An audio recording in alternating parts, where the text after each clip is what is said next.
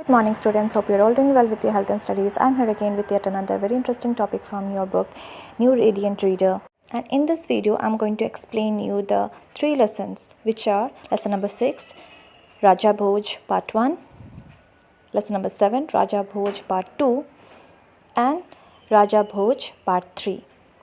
So listen carefully, students. In a certain province in India, there was an ancient tree that shades a little pool of water, even in the hottest and the driest season. The leaves of this tree grow thick and its shade its deep. There was always water to be found there, and the animals and the birds of the jungle can be sure of finding the cool water to quench their thirst when all other places were dry.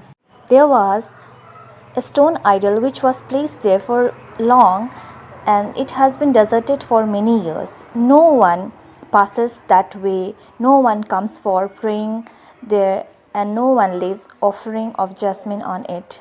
Also, it has earned an evil name of being visited by a tiger that kills men. The place was then found out by a lonely jackal who has been rejected by his group because of his unpleasant behavior. So he decided to make this place his home and the idol as his throne, and to give himself importance, he gave himself name Raja Bhoj. He also discovered a pair of shoes that had been left away, or most probably had been belonged to a victim who might have been killed by a tiger who was said to live nearby the ancient tree. These shoes he picked up, and have no knowledge of its proper use, he hung one of them on its ear and the other one on the thrust on his front paw. He then, leaning against the stone idol, the jackal now felt himself to be truly great, and he felt his importance that he would let neither animals nor birds to drink from his pool of water until they had bored, and repeated following words. What are the words? On a throne of ivory covered with gold, with pearl in his ears, sit the noble Raja Bhoj. Rather than argue about such a foolish matter, as they were very thirsty, all the beasts of animals, and the birds repeated the words and demanded them by the jackal before quenching his thirst. The tiger said them, the elephant said them, the buffalo said them, and the poor timid deer who came with them to drink said them. So did the crow and even the proud peacock. The jackal was flattered. One day, a great blue-headed lizard came to the forest to the water beam. He was so thirsty that he could not hardly drag himself along, and his skin was squelched for want of moisture. On his approach to the pool, he had failed to notice the jackal. Just as he saw to stoop the water to drink, Raja Bhoj called out, "Stay, brother! There is tribute to be paid to the honorable owner of this water. I cannot pretend, or I cannot lend you to drink the water until you say these words." So what are the words? On a throne of ivory covered with gold, with pearl in his ears, sit the noble Raja Bhoj. The unhappy lizard had just enough strength to raise his head and said, "O jackal, I am too thirsty. I cannot say all this. Let me first wet my tongue, or else I shall die." The lizard begged from the jackal. Raja Bhoj replied, "No, all the animals and the birds salute me, respect me before drinking from my pool. So, who are you? Why should I excuse you? You should obey me. I command you to say the words." The poor lizard again requested, "O jackal, please, only one sip. I will never forget your gratitude. Now the jackal felt that it was quite useless to argue with the miserable lizard. At last Raja Bhoj agreed and said, "Okay, you can drink, but only one sip, just one sip." Praised himself that he is a merciful Raja Bhoj and have pity on his slaves. He also added that he was a noble prince and come from a great family. The lizard was happy. He lowered his head and drank until he fully satisfied. But in the meantime, the jackal started shouting, "Stop! I said stop! I allowed you to drink, but only one sip."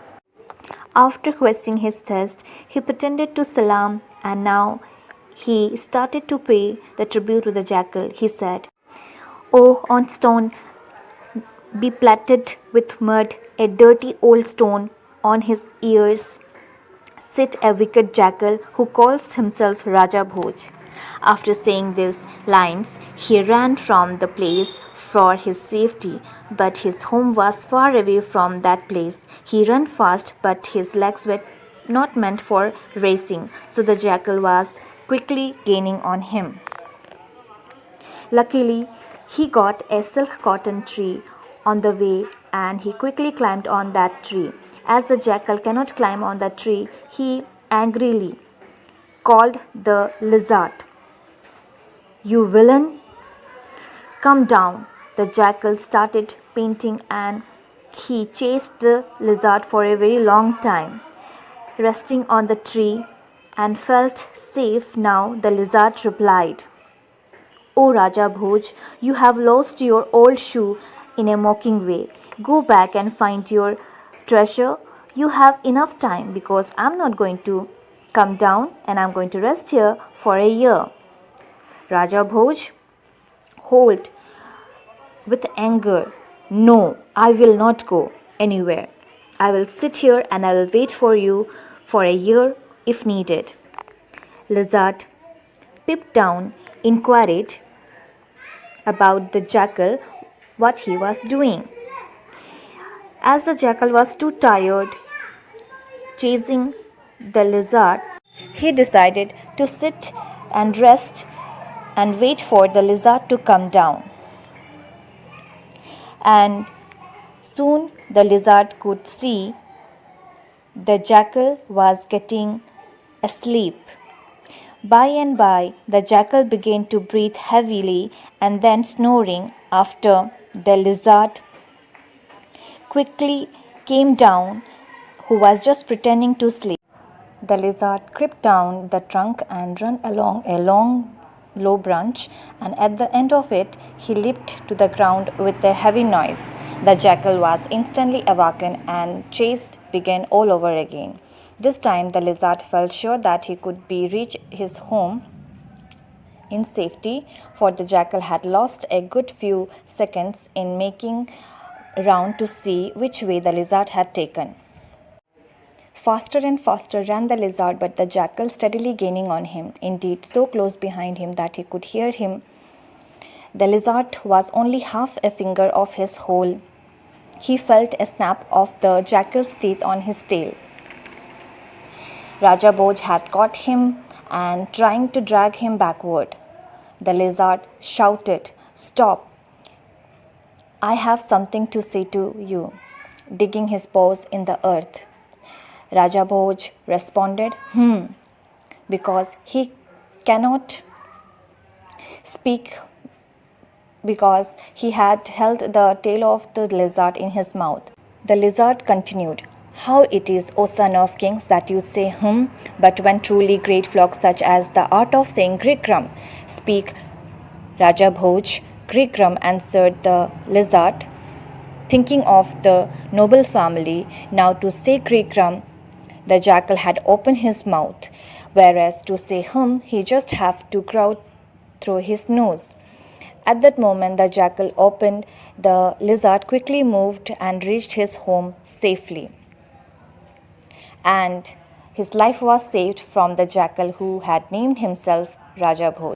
And that's all the explanation of the story. of Raja Bhoj. Students, can you tell me the moral of the story? The moral of the story is tit for tat. I hope you had fun learning with me, and your homework for today is to learn all the question answers of lesson number 6, lesson number 7 and lesson number 8. Thanks for watching.